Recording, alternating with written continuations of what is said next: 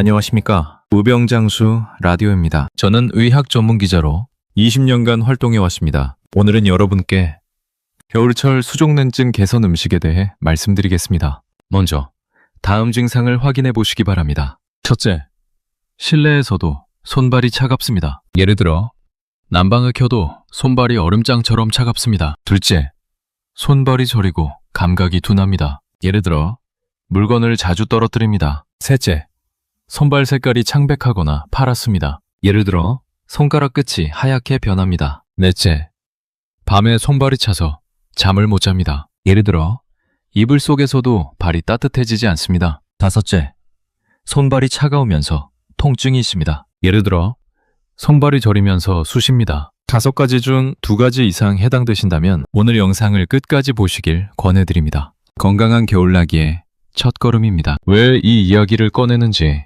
설명드리겠습니다. 제가 2022년 서울 아산병원에서 취재할 때의 일입니다. 당시 63세 여성분을 만났습니다. 이분은 수족냉증을 경험하셨습니다. 하지만 원래 추위를 많이 타서 하고 방치하셨습니다. 처음에는 손발이 차가운 정도였습니다. 예를 들어 겨울에만 증상이 있었습니다. 그런데 2년이 지나면서 상황이 심각해지기 시작했습니다. 첫째, 손가락 끝이 하얗게 변했습니다. 예를 들어 찬물에 손을 담그면 손가락이 창백해졌습니다. 이로 인해 일상생활이 불편해졌습니다. 둘째, 손발 통증이 심해졌습니다. 구체적으로 밤마다 손발이 저려서 잠을 못 잤습니다. 결국 수면 부족으로 건강이 악화되었습니다. 셋째, 손가락 끝에 궤양이 생겼습니다. 레이노병이 진행된 것입니다. 병원을 찾았을 때는 이미 말초혈관이 심하게 수축된 상태였습니다. 담당 의사는 이렇게 말했습니다. 만약 초기에 오셨다면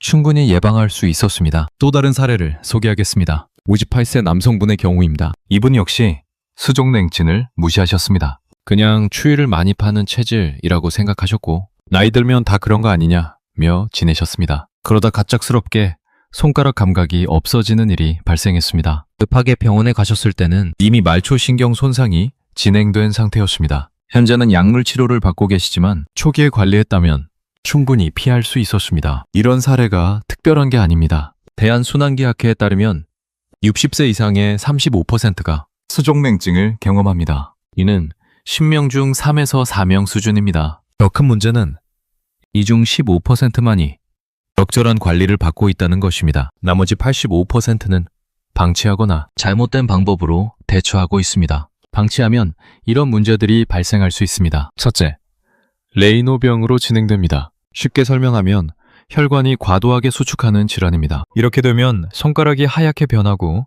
심한 경우 괴사까지 발생합니다. 둘째, 말초신경 손상이 옵니다. 구체적으로 혈액순환 장애로 신경이 손상됩니다. 예를 들어 손발 감각이 완전히 없어집니다. 셋째, 동상 위험이 증가합니다. 가장 심각한 경우 조직 괴사가 발생합니다. 이는 당뇨병성 조부궤염과 같은 합병증입니다. 넷째, 심혈관 질환 신호일 수 있습니다. 수족냉증이 동맥경화의 초기 증상일 수 있습니다. 방치하면 심근경색, 뇌졸중 위험이 증가합니다. 하지만 여러분, 너무 걱정하지 마십시오. 오늘 제가 소개해드릴 음식을 꾸준히 섭취하시면 충분히 예방하고 개선하실 수 있습니다. 그렇다면 수족냉증은 정확히 무엇일까요? 의학적으로는 말초혈관 수축증이라고 합니다. 하지만 쉽게 말씀드리면 손발끝까지 따뜻한 피가 제대로 가지 못하는 상태입니다. 예를 들어 설명하겠습니다. 우리 몸의 혈관을 난방배관이라고 생각해 보십시오. 추운 겨울, 보일러는 작동하는데 방끝까지 온수가 제대로 가지 못하는 것과 같습니다. 정상적인 경우를 먼저 보겠습니다. 건강한 상태에서는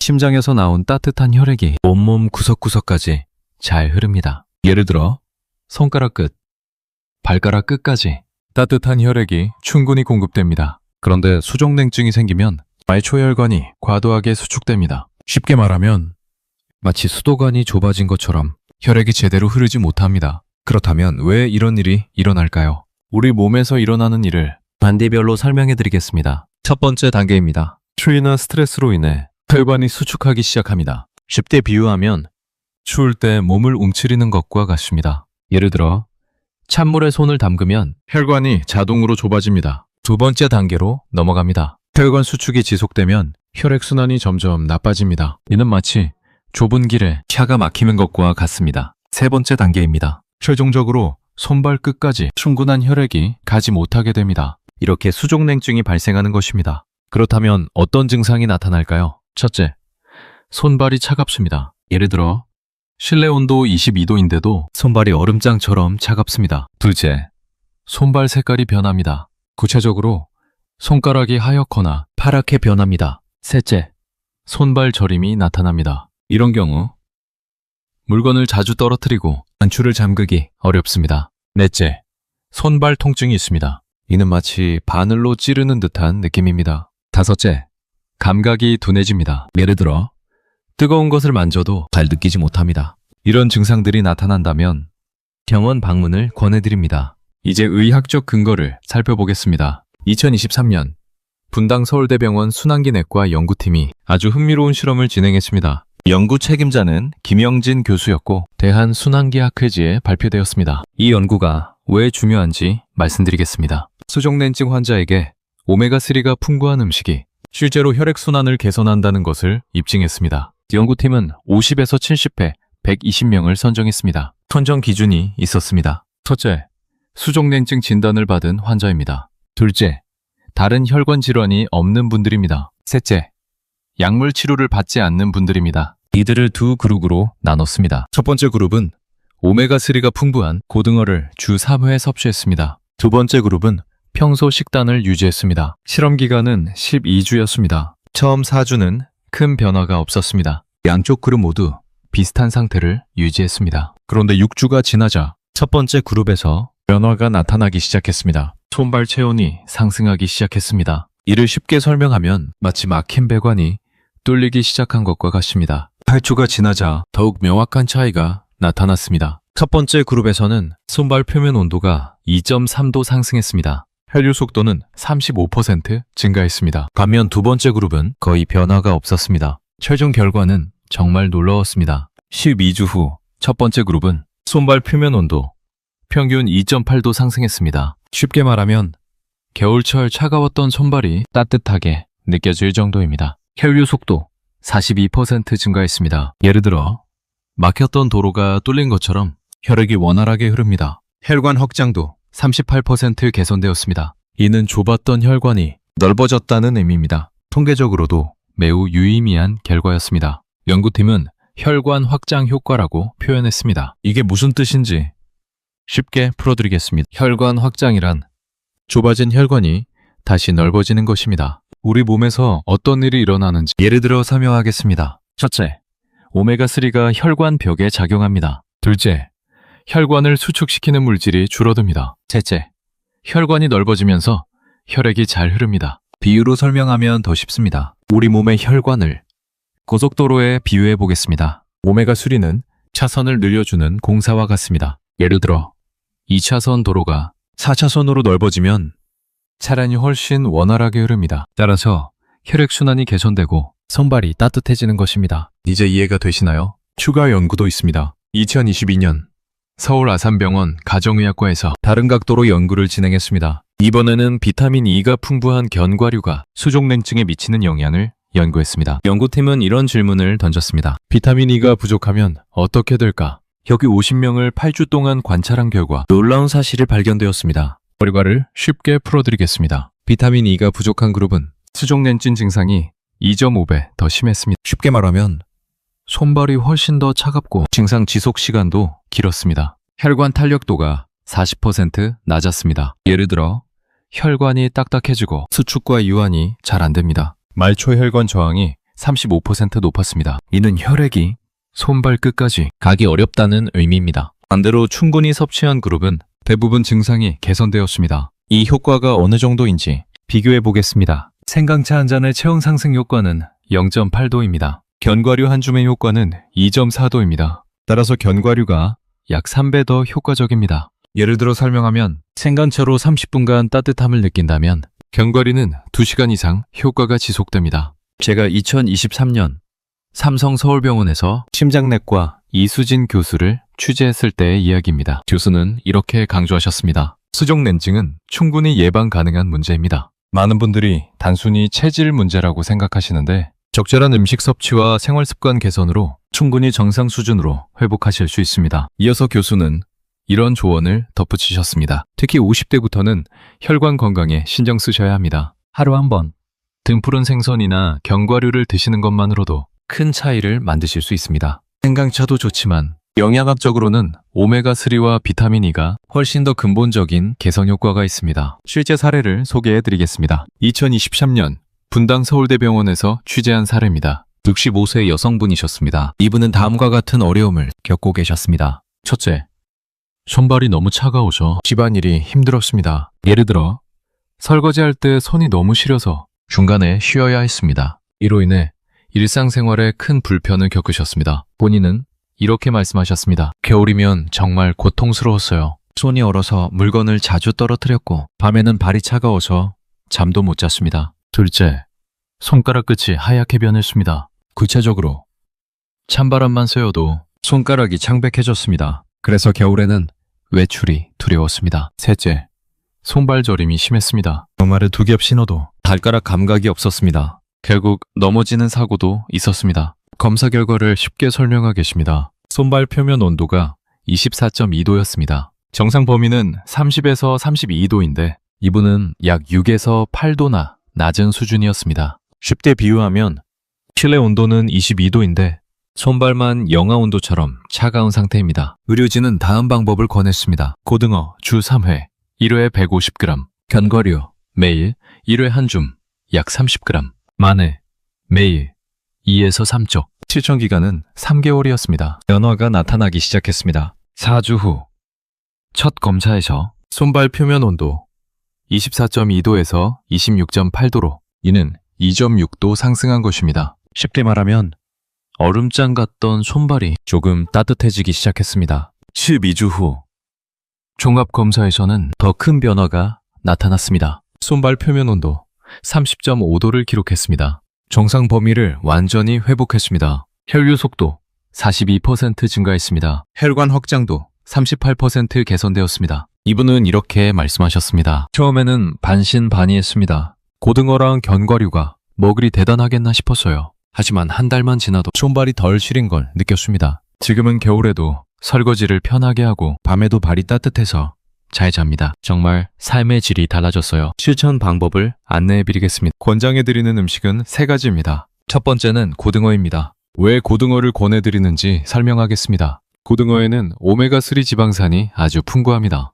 100g당 2.3g이 들어있습니다. 생강에는 100g당 혈액순환 성분이 0.8g입니다. 따라서 고등어는 약 3배입니다. 쉽게 예를 들어보겠습니다. 생강차 3잔에 들어있는 효과가 고등어 한 토막에 들어있습니다. 그렇다면 오메가3가 왜 효과가 있을까요? 우리 몸에서 오메가3는 혈관을 확장시키는 역할을 합니다. 쉽게 비유해드리겠습니다. 우리 몸의 혈관을 고속도로에 비유하면 오메가3는 차선을 늘려주는 역할과 같습니다. 우리 몸에서 어떤 일이 일어나는지 단계별로 말씀드리겠습니다. 첫째, 오메가3가 몸에 들어오면 혈관 벽을 부드럽게 만듭니다. 예를 들어 딱딱하던 호스가 유연해지는 것과 같습니다. 둘째, 혈관을 수축시키는 물질이 줄어듭니다. 이 과정에서 혈관이 넓어집니다. 셋째, 혈액이 원활하게 흐르기 시작합니다. 결과적으로 손발까지 따뜻한 피가 잘 전달됩니다. 이 연구에 따르면 오메가3를 하루 1.5g 섭취하시면 손발 체온이 평균 2.8도 상승합니다.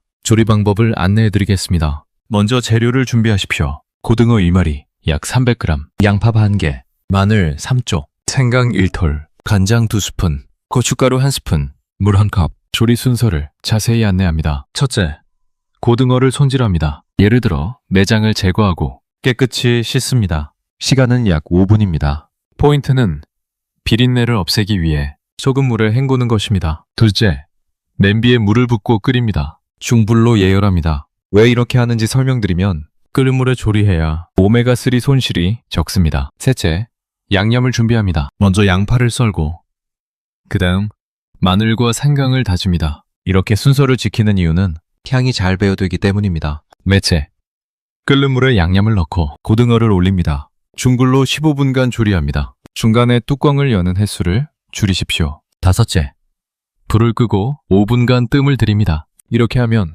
맛이 더 깊어집니다. 전체 조리 시간 약 25분입니다. 난이도는 쉬움입니다. 냉장 보관 2일까지 가능합니다. 냉동 보관 2주까지 가능합니다. 권장 섭취 주 3회입니다. 1회 분량 150g입니다. 섭취 시간 점심이나 저녁 드시면 됩니다. 이유는 오메가3는 지방 성분이라 다른 음식과 함께 먹으면 흡수가 잘 됩니다. 함께 먹으시면 좋은 것이 있습니다. 현미밥, 비타민 E가 풍부해서 이렇게 하시면 혈관 건강 시너지 효과가 있습니다. 시금치 나물, 철분이 풍부해서 혈액 생성에 도움이 됩니다. 다음 경우 주의하시기 바랍니다. 첫째, 혈액 응고장애가 있으신 경우 의사와 상담을 권해드립니다. 이유는 오메가3가 혈액을 묽게 만들기 때문입니다. 둘째, 항응고제 복용 시 약물 상호작용이 있을 수 있습니다. 전문의와 상담하십시오. 셋째, 과다 섭취 시 소화불량이 나타날 수 있습니다. 하루 150g, 주 3회가 적정량입니다. 두 번째는 견과류입니다.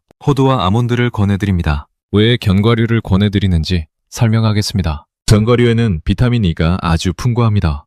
호두 100g당 20mg이 들어있습니다. 아몬드 100g당 26mg입니다. 생강에는 100g당 비타민 E가 0.3mg입니다. 따라서 호두는 약 67배입니다. 아몬드는 약 87배입니다. 쉽게 예를 들어보겠습니다. 생강 300g에 들어있는 비타민 E가 호두 한 줌 약 30g에 들어있습니다. 그렇다면 비타민 E가 왜 효과가 있을까요? 우리 몸에서 비타민 E는 혈관을 보호하고 탄력을 높이는 역할을 합니다. 쉽게 비유해드리겠습니다. 우리 몸의 혈관을 고무 호스에 비유하면 비타민 E는 호스를 유연하게 만들어주는 윤활유와 같습니다. 우리 몸에서 어떤 일이 일어나는지 단계별로 말씀드리겠습니다. 첫째, 비타민 E가 몸에 들어오면 혈관 벽의 산화를 막습니다. 예를 들어 철이 녹쓰는 것을 방지하는 점청제와 같습니다. 둘째, 혈관이 탄력을 되찾습니다. 이 과정에서 혈관이 부드러워지고 수축과 이완이 잘 됩니다. 셋째, 혈액순환이 원활해집니다. 결과적으로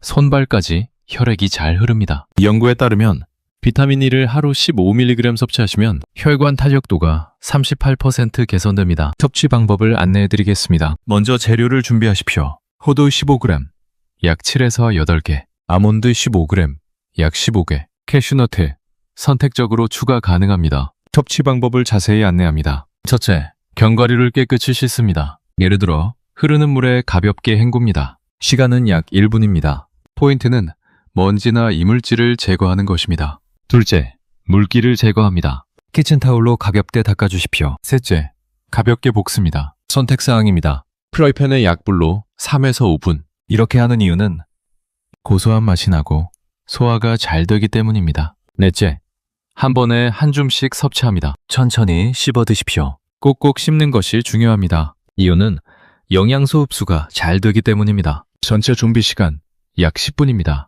난이도는 매우 쉬움입니다. 보관 방법을 안내합니다. 냉장 보관 2주까지 가능합니다. 밀폐 용기에 보관하십시오. 냉동 보관 3개월까지 가능합니다. 권장 섭취 매일입니다. 1회 분량 한 줌 약 30g입니다. 섭취 시간 오전 간식이나 식후 드시면 됩니다. 이유는 비타민 E는 지용성이라 식사 후에 먹으면 흡수가 잘 됩니다. 함께 먹으시면 좋은 것이 있습니다. 우유나 두유, 칼슘과 함께 이렇게 하시면 혈관 건강 시너지 효과가 있습니다. 바나나, 칼륨이 풍부해서 혈압 조절에 도움이 됩니다. 다음 경우 주의하시기 바랍니다. 첫째, 견과류 알레르기가 있으신 경우 섭취를 피하시기 바랍니다. 이유는 알레르기 반응이 위험할 수 있기 때문입니다. 둘째, 과다 섭취 시 칼로리가 높아 체중이 증가할 수 있습니다. 하루 30g이 적정량입니다. 셋째, 소화기 질환이 있으신 경우 소량부터 시작하십시오. 견과류는 소화가 잘 안 될 수 있습니다. 참고로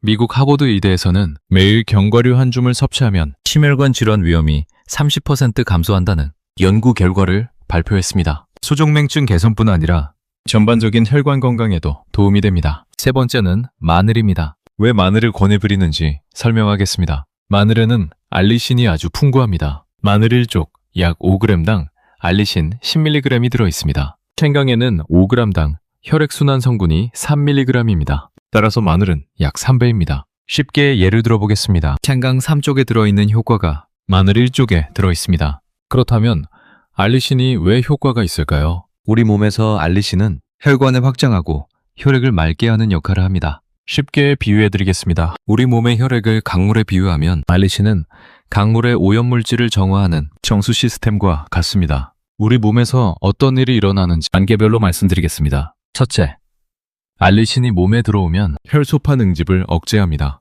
예를 들어 혈액이 뭉치는 것을 막아 혈액이 잘 흐르게 합니다. 둘째, 혈관을 확장시킵니다. 이 과정에서 혈관이 넓어지고 혈액순환이 개선됩니다. 셋째, 콜레스테롤을 낮춥니다. 결과적으로 혈관이 깨끗해지고 손발까지 혈액이 잘 전달됩니다. 연구에 따르면 마늘을 하루 2에서 3쪽 섭취하시면 혈관 확장도가 35% 개선됩니다. 섭취 방법을 안내해 드리겠습니다. 먼저 재료를 준비하십시오. 마늘 2에서 3쪽, 약 10에서 15g, 꿀 1스푼, 선택사항입니다. 레몬즙 약간, 선택사항입니다. 섭취 방법을 자세히 안내합니다. 방법 1. 생마늘. 첫째, 마늘을 깨끗이 씻습니다. 예를 들어 흐르는 물에 껍질째 씻습니다. 시간은 약 1분입니다. 포인트는 흙이나 이물질을 제거하는 것입니다. 둘째, 껍질을 벗기고 얇게 썹니다. 칼로 가볍게 눌러 으깨어도 됩니다. 이렇게 하는 이유는 알리신이 더 많이 생성되기 때문입니다. 셋째, 10분간 공기 중에 노출시킵니다. 이 과정이 중요합니다. 이유는 알리신이 활성화되는 시간이기 때문입니다. 넷째, 급여로 드시거나 꿀에 재워서 드십시오. 천천히 씹어 드시면 됩니다. 방법 2.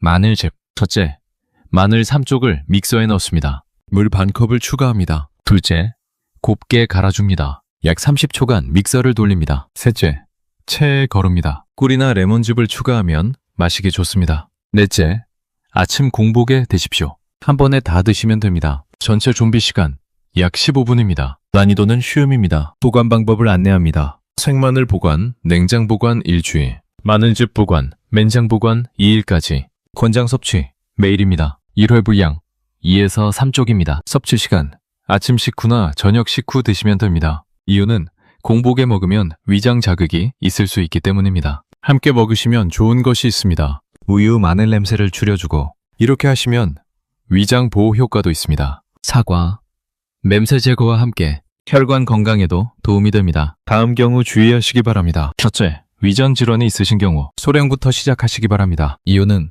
마늘이 위를 자극할 수 있기 때문입니다. 둘째, 항응고제 복용 시 의사와 상담하십시오. 마늘은 혈액 응고를 억제하는 효과가 있습니다. 셋째, 과다 섭취 시 구취나 소화불량이 나타날 수 있습니다. 하루 2에서 3쪽이 적정량입니다. 넷째, 수술 예정이 있으신 경우 수술 2주 전부터는 섭취를 중단하십시오. 출혈 위험이 있을 수 있습니다. 참고로 독일에서는 마늘을 천연 혈관 청소부라고 부릅니다. 수족냉증뿐 아니라 동맥경화, 고혈압 예방에도 효과가 있습니다. 오늘 말씀드린 내용을 정리하겠습니다. 첫째, 고등어, 오메가3가 풍부해서 혈관을 확장시킵니다. 주 3회 섭취하시면 손발 체온이 2.8도 상승합니다. 둘째, 견과류, 비타민 E가 풍부해서 혈관 탄력을 높입니다. 매일 한 줌 드시면 혈관 탄력도가 38% 개선됩니다. 셋째, 마늘, 알리신이 풍부해서 혈액을 맑게 합니다. 매일 2에서 3쪽 드시면